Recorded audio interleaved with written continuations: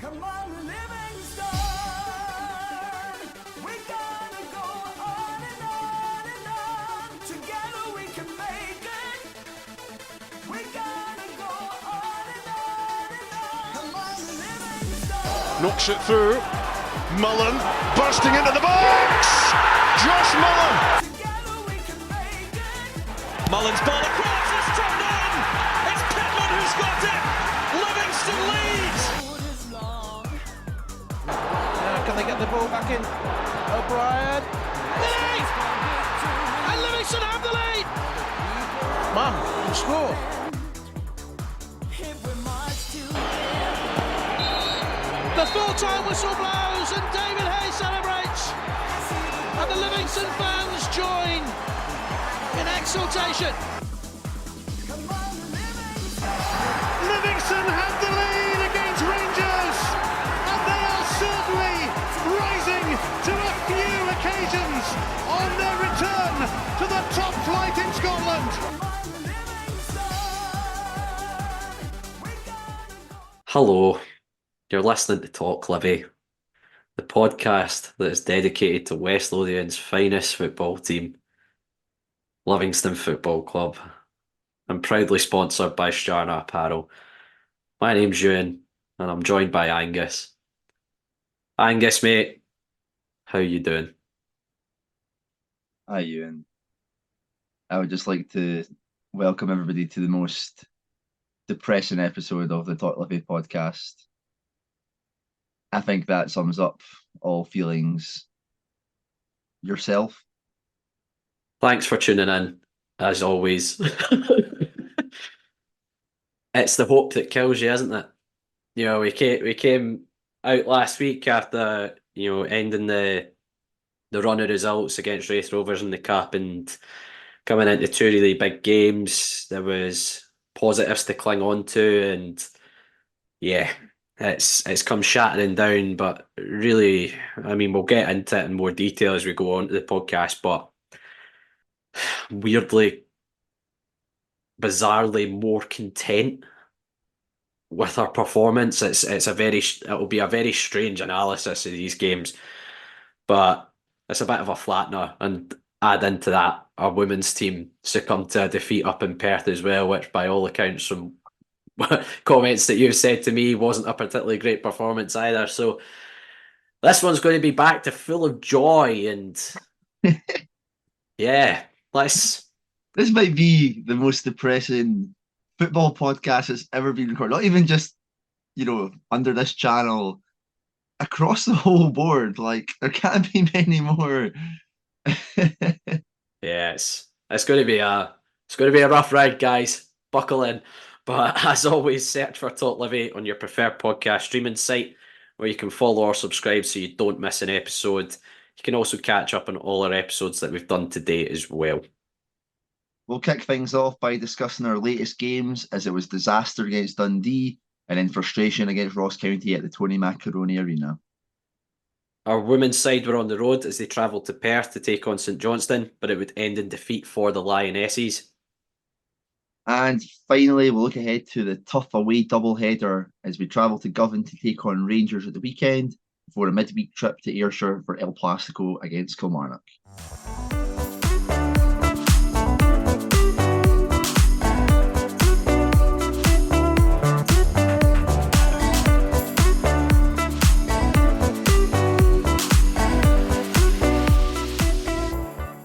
Livi faced two home games, which looked pivotal in the fight to avoid relegation. Dundee would prove to be ruthless in punishing slack defending and would run out with a 4-1 victory in the end.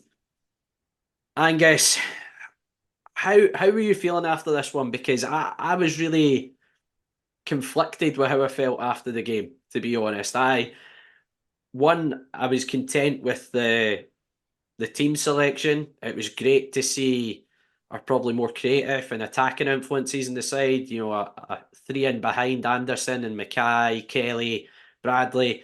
I was really excited to see that. But I think we actually played probably some of our best football of the season. But then at the opposite end of the park was just, to put it bluntly, diabolical. So I felt really conflicted after that game against Dundee. Yeah, I think that's a pretty great summary of it, to be honest. Yeah, just we actually did play reasonably well. I mean, you go into half time in that as well.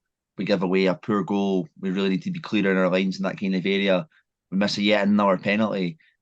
I think though, if you score that penalty, you go into half time and that momentum's suddenly on your side because we were getting kind of into good areas. We were kind of putting dangerous balls into the box and stuff like that. But just whenever you're at this kind of stage, you don't have any luck, and that's just what's happening with us right now. Even though we did go into half time 1-0 down.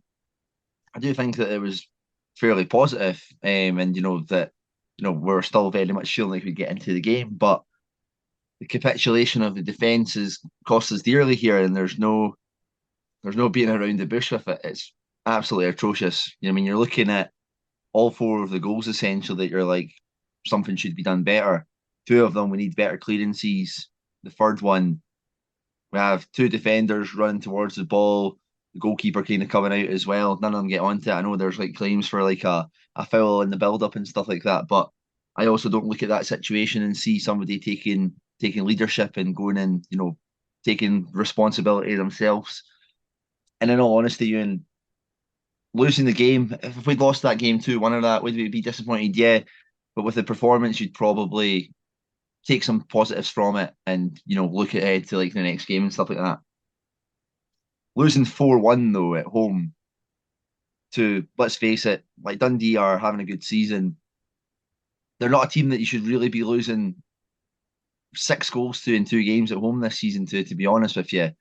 It's kind of like a role reversal of what 2 seasons ago when we went up there and we beat them 4-0 and stuff like that. And I think that's the perfect summary of it, how things have changed. Dundee are kind of what we were a couple of seasons ago. They're probably, a lot of people would say they're not particularly pretty on the eye, but they work hard, they fight for each other, and they're solid at the back.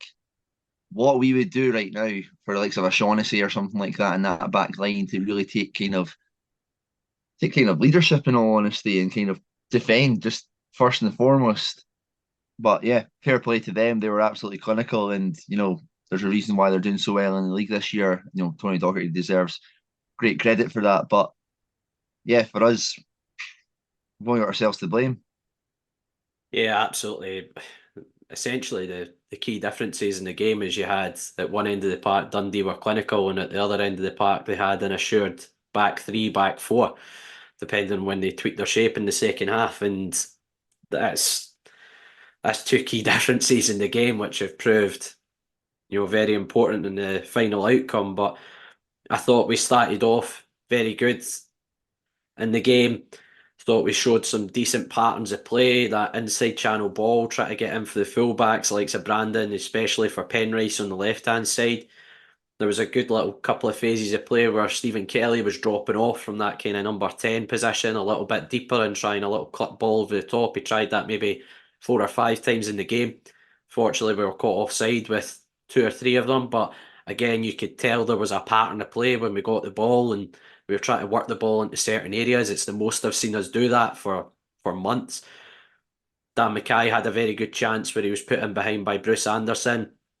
I think if he's maybe takes a touch round the goalkeeper there, he maybe commits the goalkeeper into a challenge, which could force a decision for the referee. But Harry Sharp's made a decent block in the end and then totally sucker punched against the run of play. Bakayoko gets the opener. I feel harsh criticising James Penrice because I think he's been one of our standouts this season, but I'm sure he'll know that he should deal with that situation better. Should he go with his right foot and just hook that out for a throw in, or even if he is going with his left foot, just go and shove it out for a corner. Just make sure that ball's not going back into a dangerous area. And to be fair, Bakayoko's hammered that into the back of the net. But then we get the penalty. Having seen it back, it didn't look like it was inside the box initially, but having watched several replays of it on Sports Scene, the foul does start bang on the line of the box. So, letter of the law, that's inside the box. So it probably is the right decision in the end. Would I said it was a clear and obvious error? Probably not. But it is a penalty, and I think that's now 11 penalties missed in 19, if you include the retaken one by Nicky Devlin last season. How big a difference would these penalties have made in terms of finishing in the top six last year, in terms of our league position this year? It's killing us. And I felt sorry for the manager in that situation, because the section next to me, we sit opposite ends of the stand. I'm in B1 behind the home dugout, and there were sections of folk going absolutely, to put it bluntly, batshit crazy at the manager for Andrew Shinnie missing a penalty. I don't know what the manager can do in that situation, and I actually feel for the manager a little bit off the back of these last couple of games, because individual errors and lack of ownership on the park is what's cost us more than anything in these last couple of games. But Sharp's made the save from the penalty. Stephen Kelly has a good chance right on the stroke of half time when it's cut back to him, and I would have fancied Stephen Kelly in that position, but he's got under the ball and it's looped onto the top of the crossbar. Second half, Dan Mackay has one. It's a great ball by Penners to the back post. He just doesn't connect with it, and then we're our own worst enemies once again. Again, totally against the run of play. Michael Nottingham's clearance, it's like he's caught in two minds whether to play it or who he's trying to play it to. He's probably got two options to pass it. One's out to his right-hand side to Brandon. The other's to Shinnie, and Shinnie's probably under a little bit of pressure. If he goes and knocks that out to the side to Brandon, you don't have that. They're not going right at you through this middle of the park. Or he just needs to go and hook it up the park and just play safe. Just do the safe thing in that position. And he's caught in two minds. It's really slack, and McCown plays the 1-2 with Mellon and strokes it into the corner. Dundee then go down to 10 men. I think Luke McCown was actually quite lucky that was his second yellow. I think from his initial yellow card, he sarcastically applauds the referee. I don't think the referee's caught it, but he could have well found himself with a red card at that point in the game, which would have been before the second goal. But I'm not going to make too much of that. We then get back into the game with sort of 15 minutes to go. Joel Nubley, who came on, and tell you what, Joel, the last couple of games, playing in his natural area of the park out wide, has looked like a totally different player. And his cameo at the weekend was very effective. Won the penalty again, where he's able to isolate a full-back, a centre-half. Teddy Yengi's tucked away the penalty. But then once again, we shot ourselves in the foot. That third goal. Don't get me wrong. How VAR have allowed that goal to stand is an absolute joke, given what we've received a penalty for earlier in the game. It's two hands in the back from Mellon. But I'm absolutely with you on that. Nobody takes leadership in that situation. Both Penrice and Oberlai have gone out to that ball. Michael McGovern's in no man's land. Michael Nottingham is completely unaware of Robinson. He's too late to react. And they've got that third goal. And then, the fourth goal comes. And if you remember back to the game earlier in the season with Dundee, they had a goal chopped off from Bakayoko for somebody interfering with Shamal George in an offside position. And both of us said it at the time doing the podcast that he's never in the goalkeeper's line of sight. Boateng jumps over the ball and he's deemed not to interfere with the goalkeeper. I'm sorry, I can't get my head around that. Maybe not quite jumping over the ball, having seen it back a few times, but I tell you what, he's interfering more with the goalkeeper than that incident earlier in the season. There's your lack of consistency with VAR, because one's chalked off and one's not. But should McGovern do better, he gets a good hand to it. He probably should do a little bit better with the strike. But overall, it's just incredibly, incredibly frustrating, because there was a lot to like about our performance with the ball. But defensively, the individual errors have proved utterly catastrophic. And those are some senior players in your dressing room that you need to look at there and need to take a bit of responsibility for that result, in my opinion. Yeah, it's a really funny one, and I think just everybody's just kind of deflated following that kind of game, despite parts of the performance being reasonably well. At the end of the day, you can play as well as you can, but if you're going to gift the best part of at least 3 goals to a team, you don't deserve to be, never mind in the Championship or anything like that. You're just going to kind of sink further down, and that's what's happening right now. Goals that they're giving away, absolutely atrocious. You could put in Sunday League teams and they'd be doing better kind of in some of these instances. It's been that kind of bad. Aye, it's losing the game in those kind of manners is what makes it even kind of more infuriating and harder to take, because it's just like, well, are we really just rubbish? In all honesty, like, that's, to put it bluntly. You can talk about fine margins, we can talk about being unlucky and stuff like that. Maybe at the end of the day, we're just not that great a side. And defensively, I have to agree with that. I guess, like, there's a lot of players there who, are they good enough to be playing in the Premiership for at this level? I don't know. The recruitment, I think, has got to take a bit of a look at with this one. I know they keep on going on about the budgets and stuff like that, but I definitely believe that there's better players out there that you could have went for. I refuse to believe that there's nobody within, like, even like the Scottish leagues that you'd be able to give like a chance to, rather than taking these punts on players in non-league football in England and stuff like that, hoping that they've got a little bit of gas left in the tank because they've played 100 games for Torquay United and stuff like that. That's not really that dig at Sean Donnellan, to be fair. I actually think he's been not too bad in his showings and stuff like that. I was about to say he was one of the defenders I'd actually thought had a reasonable game at the weekend. Yeah. So if he's listening, no, nothing to you there. That's just like the first team that came to my head. But you're looking at teams like the one that I keep on going on about is like, so like Lewis Strapp, who's at Greenock Morton. Are you not able to get somebody like that in? Is there not anybody else that you would be able to?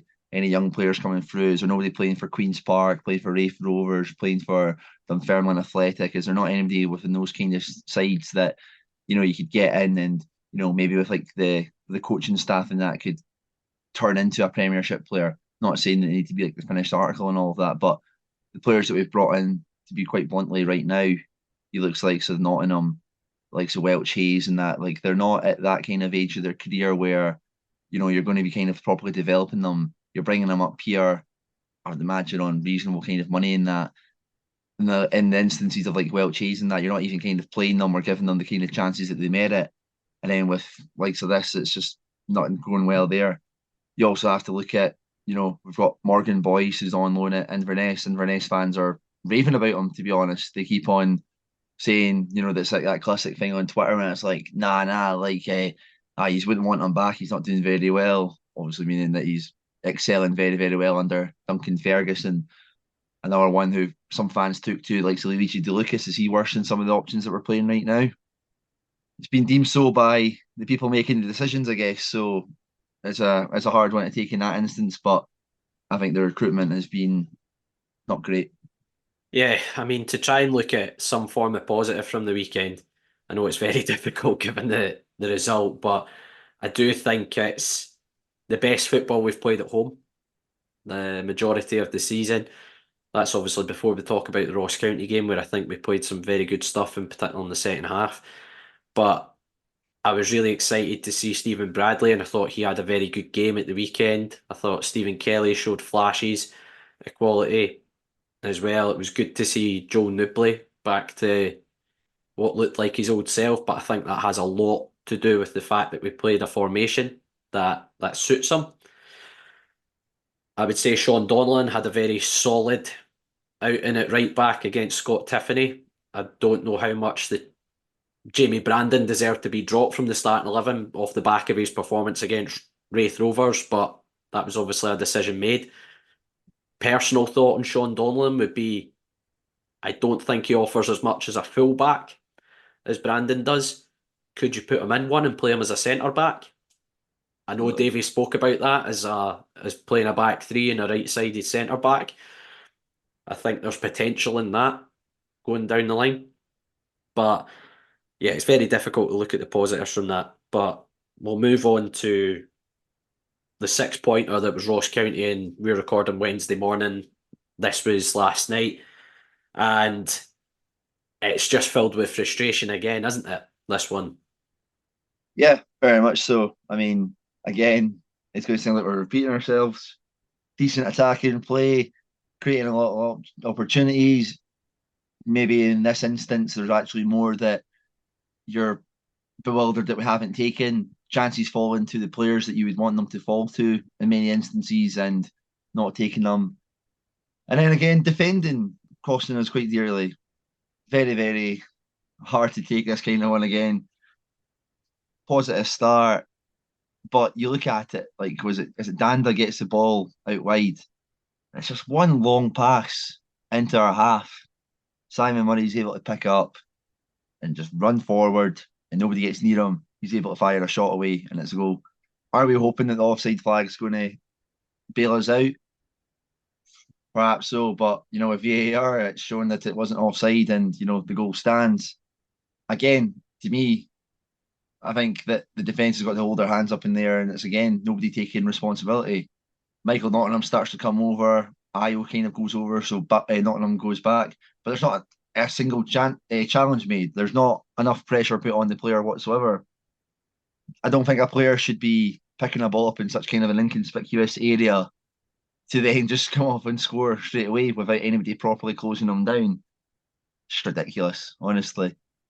I think Davey kind of talked about, though, that we showed decent character in terms of not kind of crumbling at that moment. We still continued to play our game and stuff, and we eventually did get that goal back through Scott Pittman. I think it's a ball from Brandon comes in, Guthrie contests the header, and it falls to Pittman, who is in the right place and has managed to get a wee toe to it. That gives you a massive boost before half time, and then right before half time as well, there's a chance it falls to Stephen Bradley, who it's very, very clever play by Pittman, who lets the ball run through his legs into the path of Bradley, left-footed, curling into that back post there. But he's just put too much on it. He doesn't hit the target, and it's those kind of chances that can make or break a season at this kind of rate. And again, it's probably a player you would like a chance like that to fall to, because Brader's technique is pretty good. Left footer kind of cutting into that side 100%. That's who you want that kind of chance to fall to for sure. And just imagine going in 2-1 at half time after being, before injury time, you're 1-0 down essentially. Because I think we scored like 5 seconds to go of not normal time. We go in, a quick double, suddenly, you see what Derek Adams has been like recently. The pressure suddenly on them and everything like that. They have to kind of come out a bit more. That maybe opens a wee bit more space. But yeah, when you've got no luck, you've got no luck.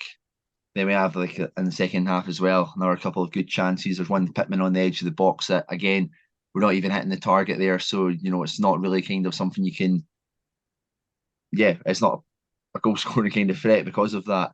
And then I think there's one that we've kind of championed Bruce Anderson a lot this season, especially during that kind of spell where, he wasn't getting a lot of game time.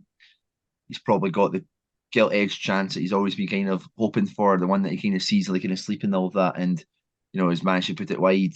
And again, I think that's another example of when you've got that kind of luck. And I guess that the defence has taken a bit of a beating on this episode, so I think that there's equal kind of thing has to be said about that kind of forward line. I wonder if there's an element within it as well, perhaps with the defence, that because there's been no consistency with like the lineups and the people being kind of sorted into there, is that maybe a factor?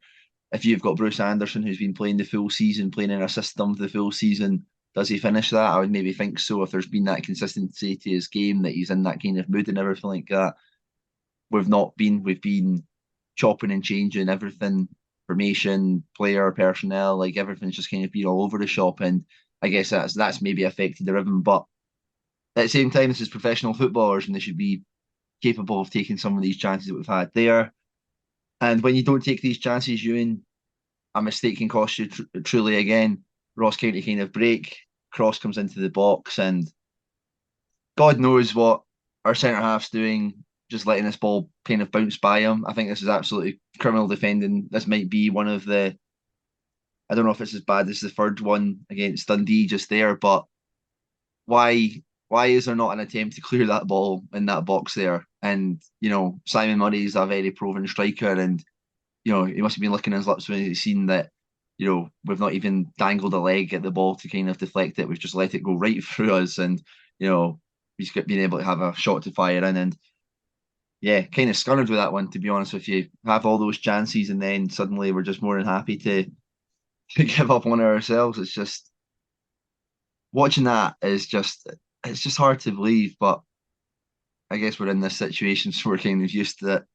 Again, credit to the players for not kind of packing it in. The likes of your Andrew Shinnies, your Jason Holtz and that, Scott Pittman, credit to these guys, James Penrice. I feel sorry for a lot of these guys because they don't deserve to be. They've been great servants to the club in that, and I don't think they deserve to be having this kind of a season. I don't think their individual performances this season have kind of merited that either. There's only so much they can do. We continued pushing forward to try and get like an equaliser. Eventually comes Jason Holt makes a good run into the box, and Dan Mackay is able to finish a wee header in. Another couple of chances after that. There's one that falls to Dan Mackay in the last minute. Seems a little bit hesitant as towards going for a volley. If he goes for that, he maybe gets a wee toe. Even if he scuffs it and it catches the goalkeeper out because he's allowed it to bounce, it puts the kind of like the chance in the favour of the goalkeeper, who's then able to rush out to make himself make himself as big as possible, close the angle down, and from that he makes a good block and goes out for a corner. And well, that's it.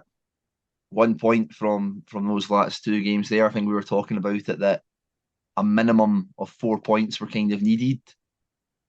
6 points was probably going to be needed massively, and we've ended up with just one, and we've not built up any ground on Ross County either. So apart from us losing, it probably couldn't go any worse in terms of the results and stuff like that. And I'm just kind of done with the season, to be honest with you. I think I've just reached that kind of level where I've accepted it.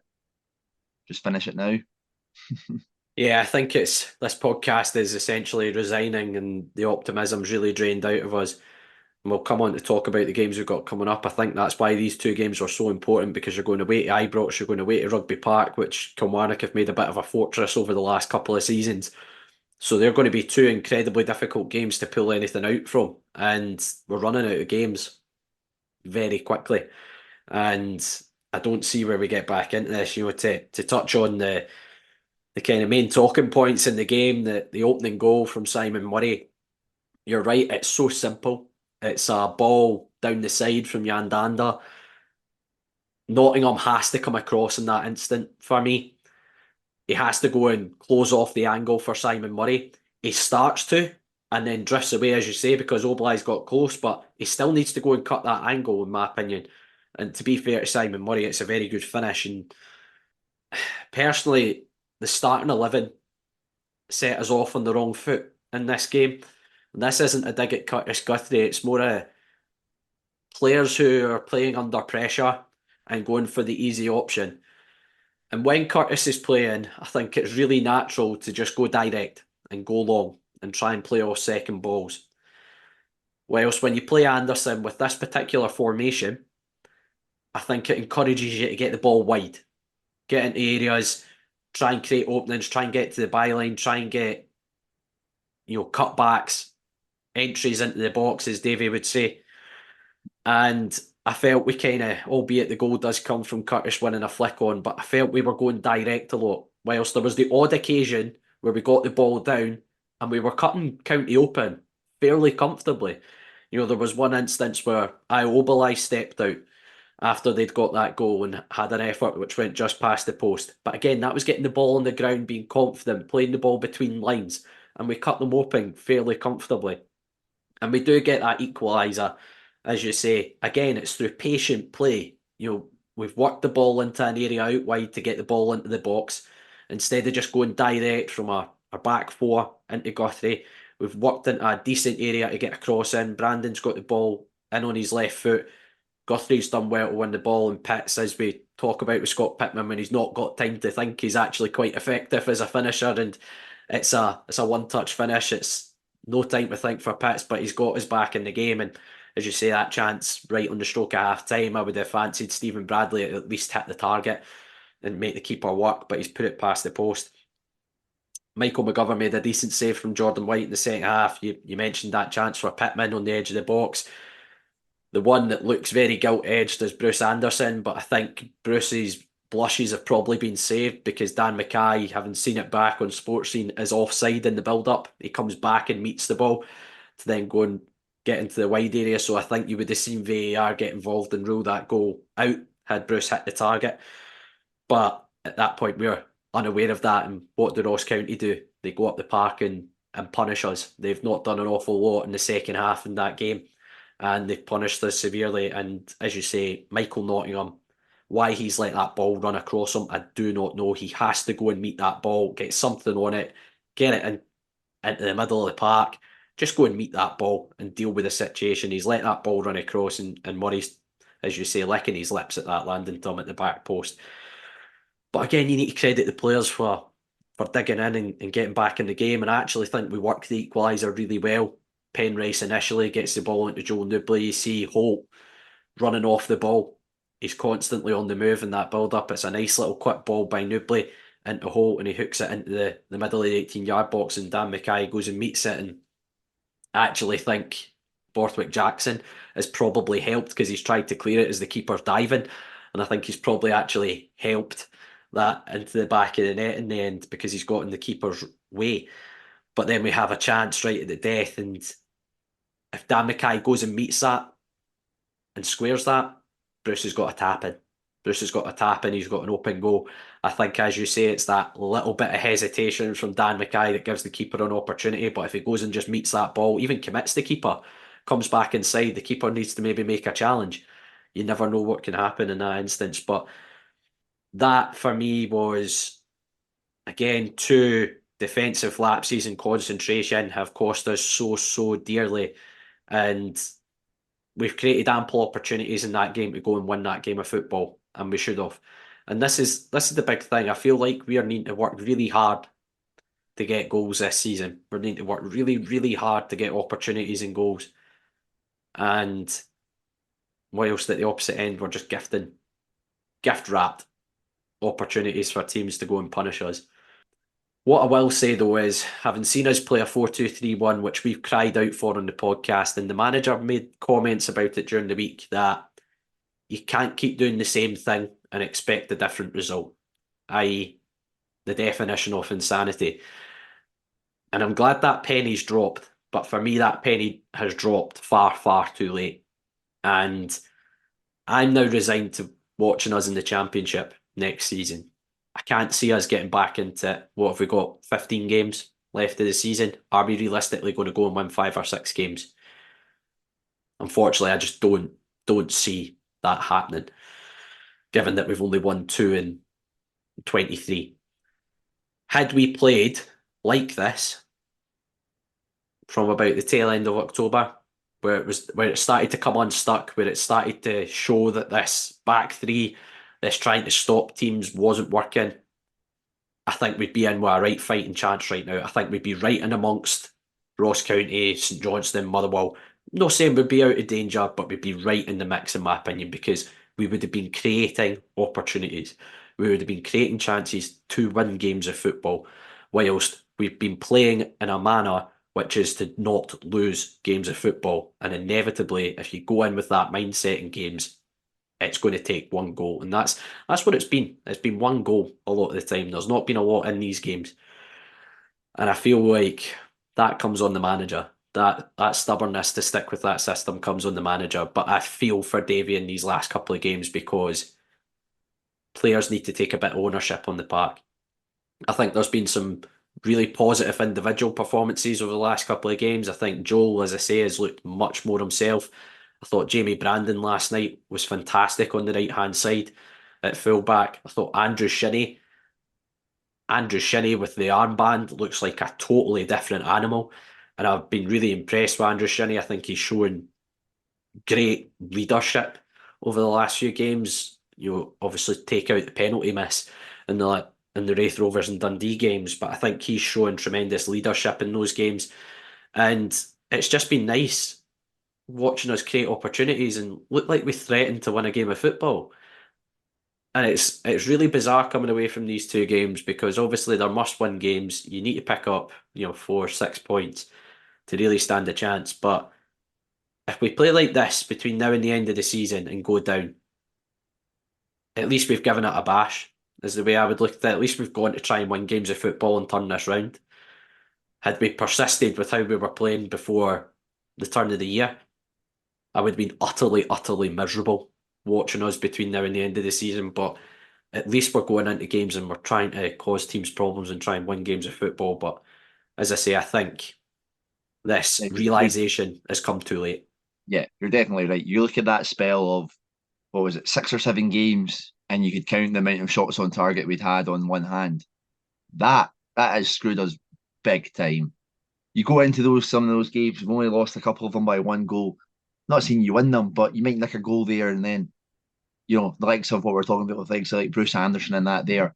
What could another 2 goals or something like that do to a player like that's confidence? What could that do to a Stephen Bradley or something like that, or a Stephen Kelly, who a couple more assists under his name and stuff like that, kind of a bit of momentum in the team, kind of like retaining that kind of position and everything like that. You're absolutely right that spell following that Motherwell game until, a couple of weeks ago, absolutely pathetic in terms of how we've lined up. And, that's going to be the thing that's cost us there. It's all great us doing it now and stuff like that, but yeah, too little, too late, and that's what's ultimately going to have done us in. And in all honesty, Euan, like you, I have accepted Championship football next season. Right now, I know we're on the 31st of January. Everybody kind of knows about the kind of financial situations with the club and stuff like that. Are we better off selling some of our assets right now? Let some people go, bring in some money. There's been talks of like James Penrice signing like a contract and that with one of the Edinburgh teams. Very, very well deserved. He's been absolutely incredible this season so far for us. But is it worth taking 50k, 75k, whatever you can get from him on this final day? Let's just use the rest of the season to, what kind of players are we still going to have? The likes of Welch Hayes, give him a run in the team. Can he play in the Championship for us? I wouldn't maybe think so. I think he's done okay when he's kind of played and stuff like that. If you've given him a decent enough length contract as well, why not just try him out for that? Joel Nupley, we don't know what happened with Exeter move and stuff like that. But in all honesty, are we better getting 50k for him or letting him go for nothing in the summer and still not really have achieved anything?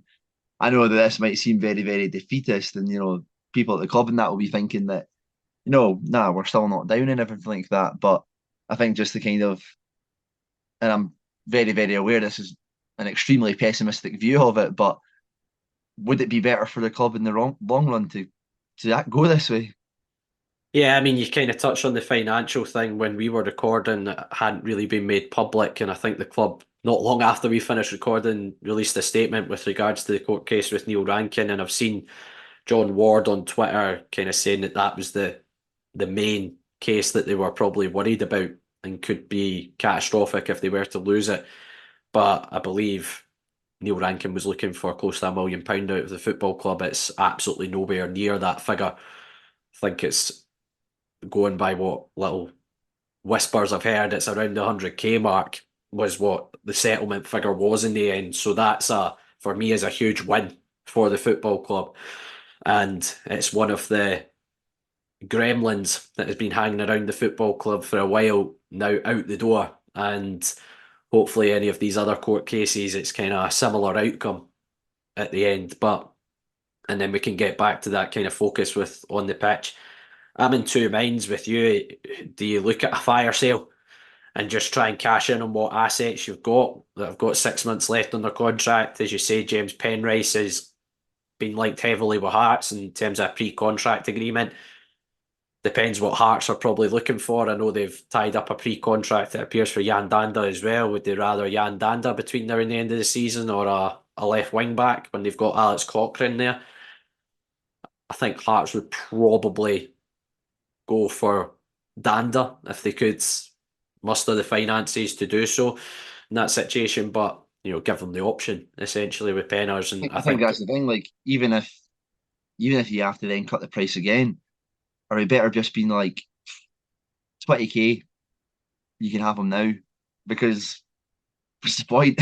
In all honesty, I know we were linked. I saw it released. Scott Burns said on the Daily Record transfer thread, and Scott Burns is normally pretty bang on with any transfer gossip, but David Carson coming down from Inverness, that again, this isn't a dig at David Carson, but he's been a very solid player in the Championship for a few seasons at Inverness. Is that a bit of prepping almost for next season already?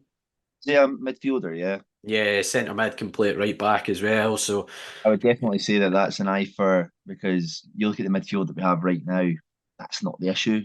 yeah, Chinny, Holt, Pittman, Stephen Kelly. But yeah, as you're saying, how many of them would play championship football for us next season? They are much better players than that level, I would say. so yeah, it's that kind of two minds whether you look to cash in on a couple of assets that you've got that would attract a bit of interest, or I'm sure this will be the approach with the management team and the players, is that they still believe they could get out this mess. But I think we're now clutching at probably try to catch 11th spot. I think we'll still find ourselves, if we can, get out of trouble. I think it will still be a case that we'll need to go through a very nervy playoff at best case scenario. But yeah, a very flattening 2 games, which doesn't lead us with much confidence going into the next two because they're very difficult games at Ibrox and Rugby Park.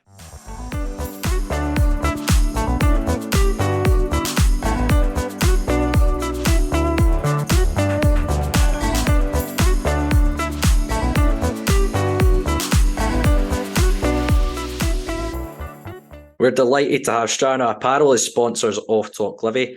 UK based with a Swedish soul, we are Strana. Strana is an independent fashion brand from Scotland who create high quality and stylish attire for on and off the terraces. Inspired by terrace culture, lifestyle and music, all their clothing is designed using quality materials and workmanship to combine the very best style and fit. All of this means you get a premium quality fashion at affordable prices while enjoying a simple and secure service. As a bonus for Talk Livi listeners, you can get 10% off your order using the code TalkLivi at the checkout. We'll also have some exclusive giveaways during the season, so keep your eyes peeled on our socials for those too. And thanks to Sterner for sponsoring Talk Livi.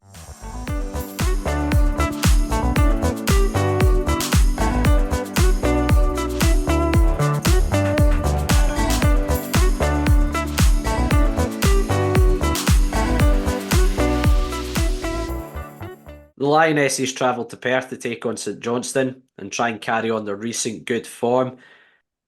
It wasn't to be though, as they would lose the game 2-0. Angus, certainly chatting to you afterwards, by the sounds of it, 2-0, probably a pretty fair reflection on the game and all-round pretty poor performance from the girls this week. Yeah, absolutely. Yeah, I was quite disappointed with the game on Sunday, to be honest with you. I don't really quite understand what kind of happened. Obviously, we had that great result against Kilmarnock the week prior. Going up to St Johnstone is going to be maybe kind of like a tough game. We got beat off of them in the Sky Sports Cup earlier this season. I think we have beat them twice since then. So I don't know. We'll comfortably beat them the week after up at Perth think as well, so, 5-0, wasn't yeah. it? After the cup game. I think like 4 of those goals came from like corner kicks as well. So like it wasn't like I don't know if it was like a properly emphatic kind of performance as well. I don't know if because we've beat them twice already in the last 2 kind of meetings, they're sitting second bottom of the league. I don't know if there was like an element of complacency within the team. And I would definitely say that the intensity from the beginning of the game was just not there at all.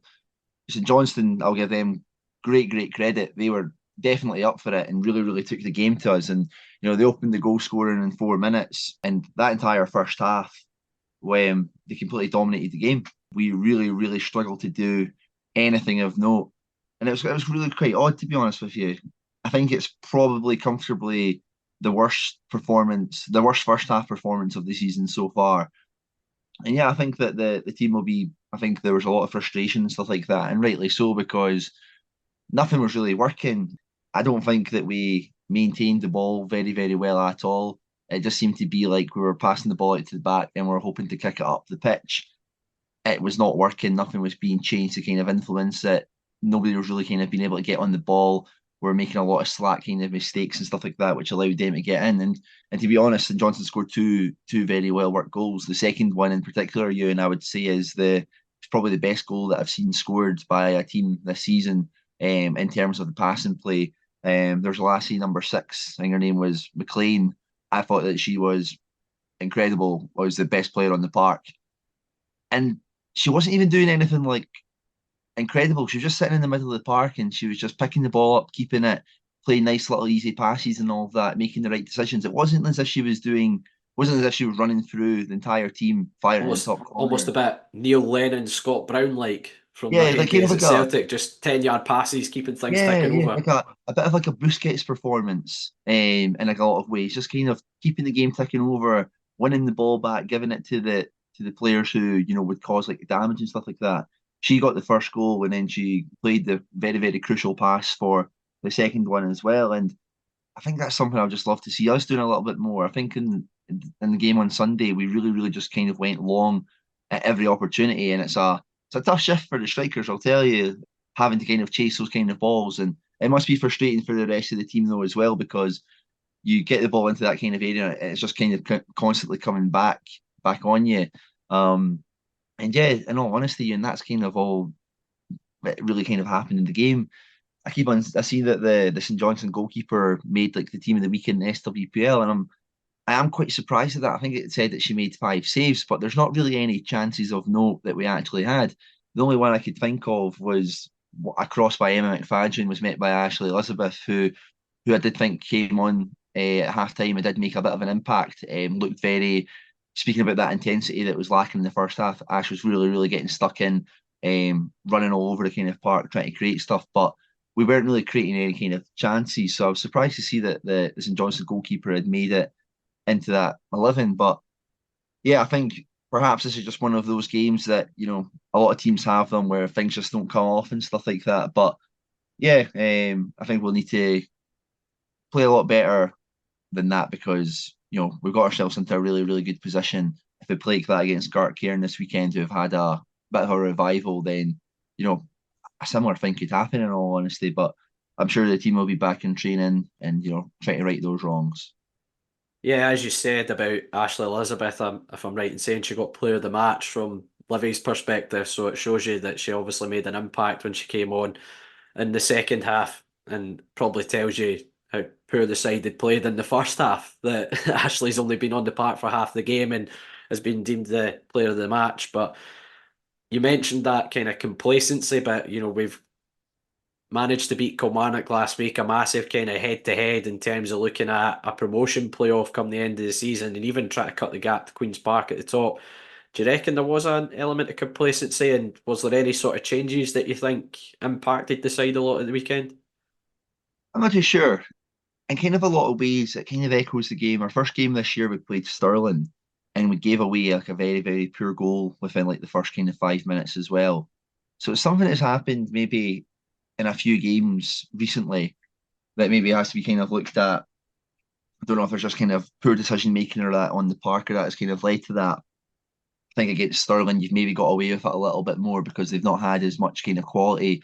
Whereas I see that St Johnstone on that day had basically announced that they'd signed about 3 or 4 players, including that one I'd said was the player of the match. I don't know if that kind of extra quality, if you started off like kind of that poorly, St Johnstone then went and like put their pressure even further, realised that they could get at us, and really, really kind of took advantage of that. In terms of the kind of like changes and all that, there wasn't really kind of much made. I think we were forced to have Ashley Watson in goals, as Shania wasn't fit enough following kind of the warm up. I think a goal in goals is a very, very tough position to just come into.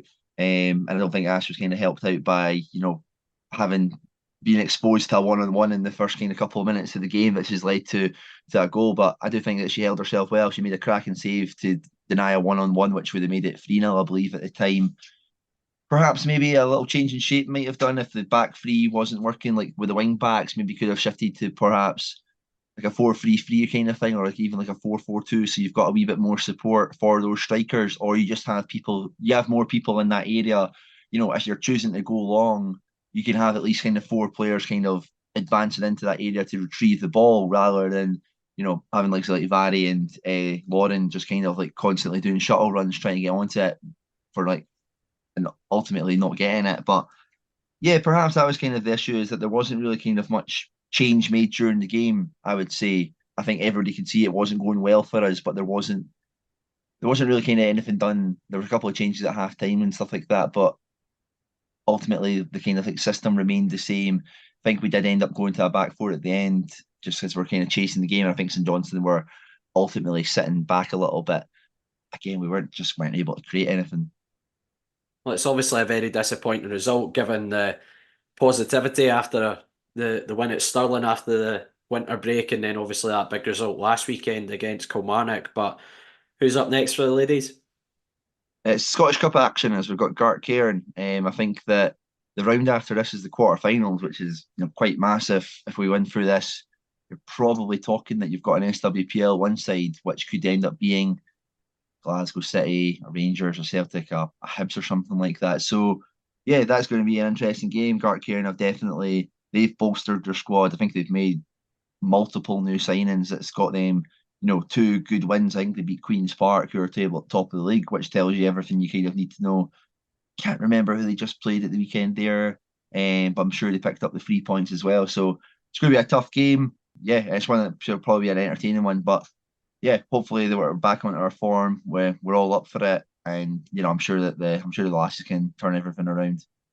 Well, it would be really good because we missed out on a potential glamour tie against Glasgow City earlier in the season when we lost that Sky Sports Cup tie to St Johnstone. So if the girls can get over the line in this one, hopefully get one of the big names in the quarterfinals, I'm sure that would be exciting for everyone involved at the club. But hopefully they can get back to winning ways next week.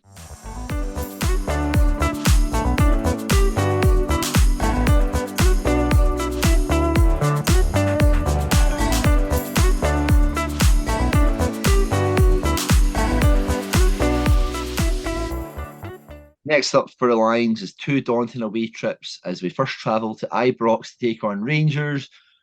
Euan, obviously, we've not had a great deal of success against Rangers this season. I make that as 10 goals in 3 games against them, 8 goals at the Castle Grayskull as well. Yeah, there's not really much optimism for this one, is there? Well, it could be worse. We could have conceded 11 in the 3 games, Angus. There you go. There's me turning that into a positive. So we've kept it down to 10. No, no, it's and we could have scored -1 as well. I know, exactly. Well, we did score an own goal. Does that count as -1? Yeah. Yeah, I mean, it's a very tough looking test. I think I said it last time when we played Rangers at home that we were coming up against a different animal under Clement compared to Beale, and even then, it's strange. I actually felt more impressed with Rangers in the 2-0 defeat than the 2 games we lost 4-0. And when Michael Beale was in charge, I felt Rangers had a lot more identity about how they played, and certainly under Clement. I talked about how Rangers play with, or had been playing under Michael Beale with a distinct lack of width. And I think that's something Clement's kind of changed pretty quickly. They play almost a 4-2-3-1. They've brought McCausland in, who's been a breath of fresh air there. Matondo as well on the other side, who I think looks like essentially a new signing this season for Rangers when he has been involved. So they play with kind of proper width in their team. Although Sima is out injured, I believe he went under the knife when he was involved with the African Cup of Nations. So he won't feature in the game, and he's been a very good signing in the end, albeit looked a bit ropey to start with. But yeah, I think we're coming up against a very different animal, and obviously they're still very much in a title race, Rangers, at this point in time. And looking at the league table, it's a 5-point gap, and Rangers have that game in hand, I believe, against Ross County, which they would fancy themselves to win. So fucking better. Exactly, the better. They need to do us every favour possible. Come on, do it. Do it for Davy. Come on, the Rangers. Do it for Davy. Come on, help out one of your fellow brothers. No. But yeah, it's going to be an Never incredibly. hear those words ever again. But it's going to be an incredibly tough game. Let's be honest, every time you go over to Glasgow to play Celtic or Rangers, it's vast majority of the time you're looking at is damage limitations, and it's probably the exact same here. I think you can probably look at the game against Celtic before Christmas, where I thought we were resolute and kept it down to 2 without offering a great deal of threat. I always do feel slightly more confident in a way going to Ibrox that you'll get an opportunity or 2, and we need to be a lot more clinical if we do get those opportunities. For example, in the games at Ibrox this season, we've had kind of half chances here or there, and we've then been punished late on. It's been 1-0 early doors. It's then got later and later in the game, and then as we've started to tire, that's where Rangers have kind of exploited us a lot more and exploited space in behind, and then it's looked probably even more comfortable than it would suggest in the game. So it is just a case of trying to keep yourself in the game as long as possible. What I would say in the last game where I was up in the commentary position for the League Cup quarter-final game, Dan Mackay played in that one and he gave us a good out ball. He's obviously good at carrying the ball and travelling into space. I think if we stick with the same shape that we've been playing in the last couple of games, I would be more than happy to have Joel Nouble in there. And again, he gives you that ability to carry the ball up the park and try and take a little bit of pressure off you. It'll be interesting to see whether he goes with Curtis Guthrie or Bruce Anderson. Personally, I would go with Bruce because you want to try and stretch the game as much as possible, but I could absolutely understand if Guthrie's brought in for this one, again, to try and hold the ball up and get you to stick up there a little bit more. But, Bruce, maybe that's, if you're still in the game, maybe that's an option. Curtis starting the game and then Bruce coming off the bench to try and stretch it a little bit more later on. But yeah, it's going to be an incredibly tough game, just kind of looking at stats for Rangers this season. James Tavernier being their top goal scorer, obviously gets a lot of penalties, joint top goal scorer with Sima in the league. Dessers, who's had a lot of criticism. You're allowed to score penalties. You are allowed to score them, yes. It's not a defensive tactic, believe it or not. But Dessers has also got 8 goals this season, despite obviously receiving a fair whack of criticism at times. Is that based off of their new sponsorship? Is that Cereal Dessers? Yeah, right. Can we just quickly cover this, right? Why does any football club need an official cereal partner? Hey, I love it. I think that previous to this season, those kind of like 4 years or that before, that Livingston should have been the face of Weetabix. Do you want to know what we're missing a trick on now? Our official clothing partner should be Primark. We are absolutely missing a trick. The Primark Arena, you can hear it. I believe the Tony Mac sponsorship is up at the end of the season. The Primark Arena, come on. We've got a Primark on our doorstep in Livingston. We are missing an opportunity. We absolutely need to exploit that. We need to make money out of that comment from Davey. Let's be honest. Look, we need to exploit it every opportunity. But if every other team's finding new avenues, why not? I believe Crackle wasn't allowed in because he wears green and white though. It was just Snap and Pop that were allowed in from the Rice Krispies crew. But yeah, to go back to Rangers. I think Pop wasn't allowed in because that's eerily close. That's one letter away from something. They had to double check the spelling when they went in. Yeah. Oh dear. But yeah, James Tavernier, 10 goals, Sima 10 goals, Dessers 8 this season. Tavernier, as you can imagine, has got a fair whack of assists, I think 5 in there, and Cantwell and Matondo have 3 each. So again, it's a case of just trying to stay in the game as long as possible against Rangers. And what I want us to do is probably stick with the back four, stick with the 4-2-3-1, because I feel it gives us a better opportunity of an out ball in the game and potentially being able to stretch Rangers a little bit. I think you're obviously still going to get space in behind the fullbacks because Tavernier does get so far forward, and I think it's been Yilmaz that's been playing a lot more recently ahead of Barisic. You're going to get space in those areas to exploit, and that's where I think the likes of Dan Mackay and Nouble can try and stretch the game for you and pull you up the park. And as I say, it's damage limitations and just try to stay in the game as long as possible. But who knows? Who knows? It's going to be an incredibly tough test, but I'm not expecting to get anything from the game, which is probably the best way to look at it. But yeah, it's a case of, as I say, stay in the game as long as you can and see what happens. No, honestly, Ian, I couldn't give a fuck about this game. Absolutely just nothing that's going to come of it. I don't care. Yeah, sure. Damage limitation. We go to the next one. Well, we go on to the Kilmarnock game, which maybe we stand a little bit more of a chance in. I'm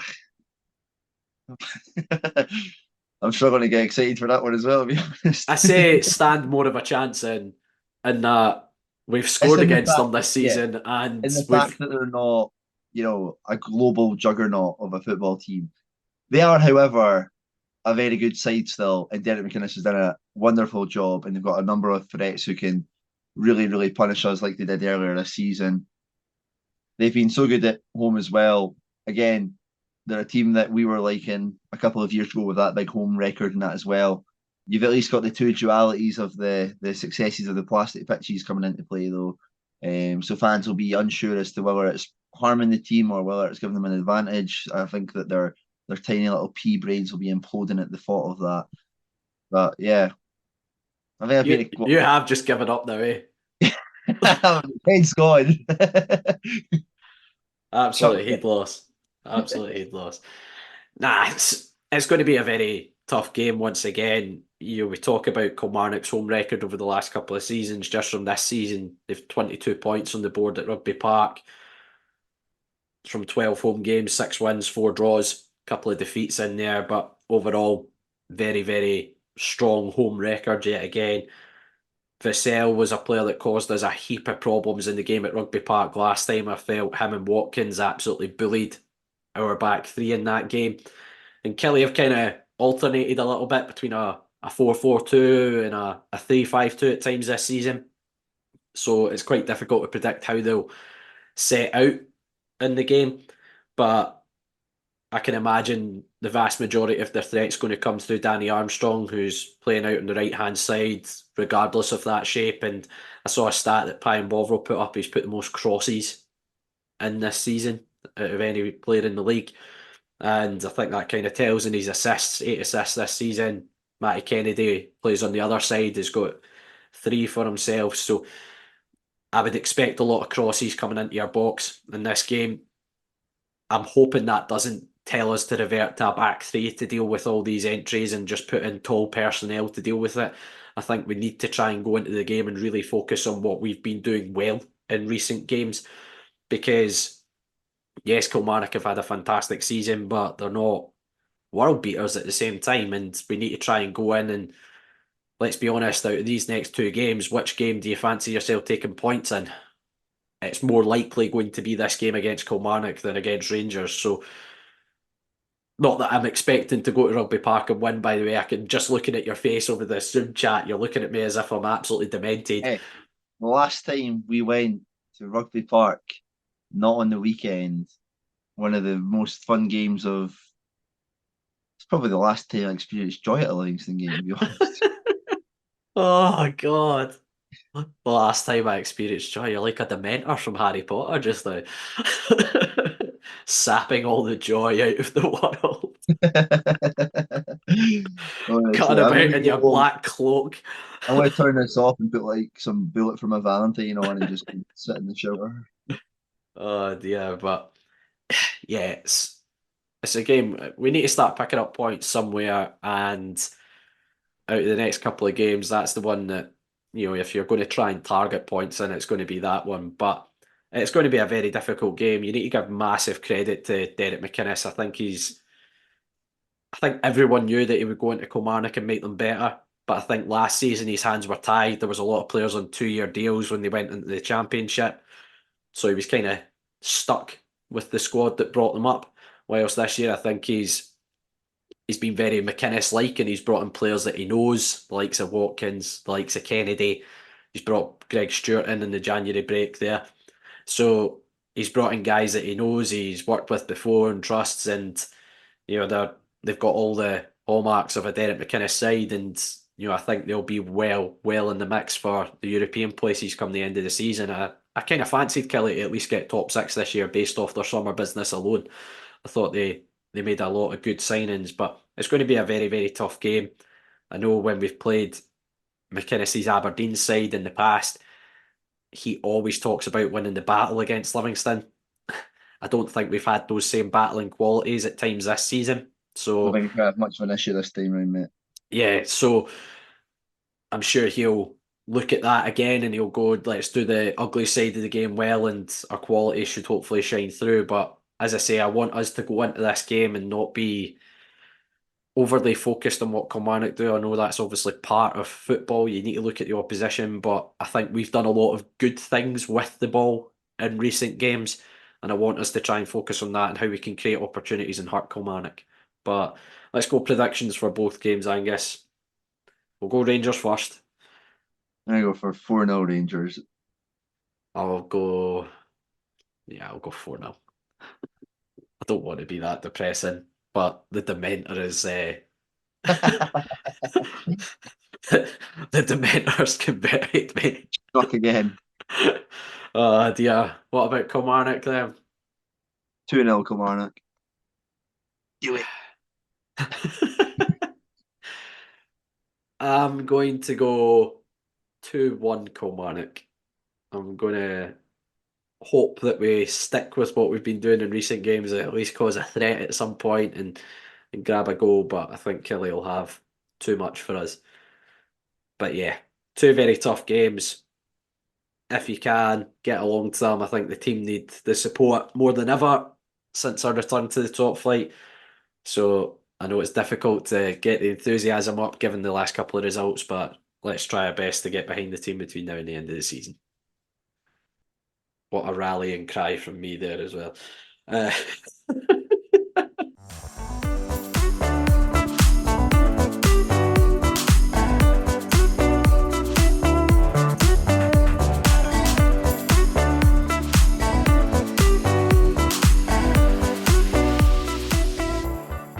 That's it for this week's episode of Talk Livi.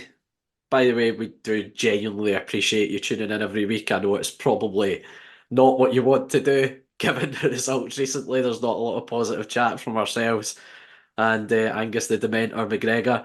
But you can leave us a review on iTunes or drop us a message on Twitter, Facebook or Instagram. If you also want to leave any links for like any self-help stuff, that would probably be appreciated as well. But yeah, we're on Twitter, Facebook and Instagram, so simply search for Talk Livi to find us. You'll find all the links to our weekly episodes on there, and any shares and likes are always appreciated. All our episodes are available on all the usual podcast streaming sites, including iTunes and Spotify. We're also on YouTube, and we'd love for you to subscribe to the channel.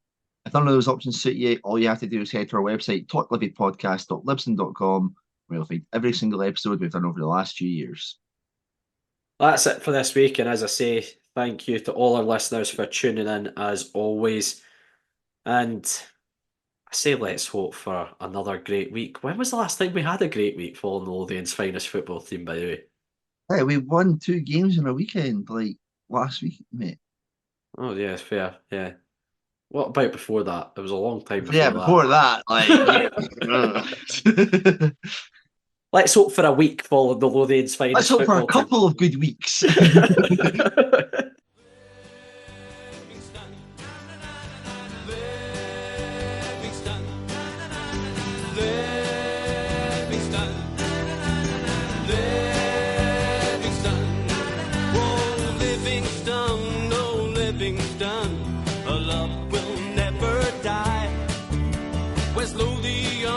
West Lothian is our battle cry. This is the place from which we hail. Livingston, no Livingston, it's up to Ammonvale. Livingston, Livingston, Livingston, oh Livingston, no Livingston, we love it when you score. Livingston, oh Livingston, the Ammonville Lions roar. Livingston, oh Livingston, we realize our vision. Livingston, oh Livingston, into the Premier Division.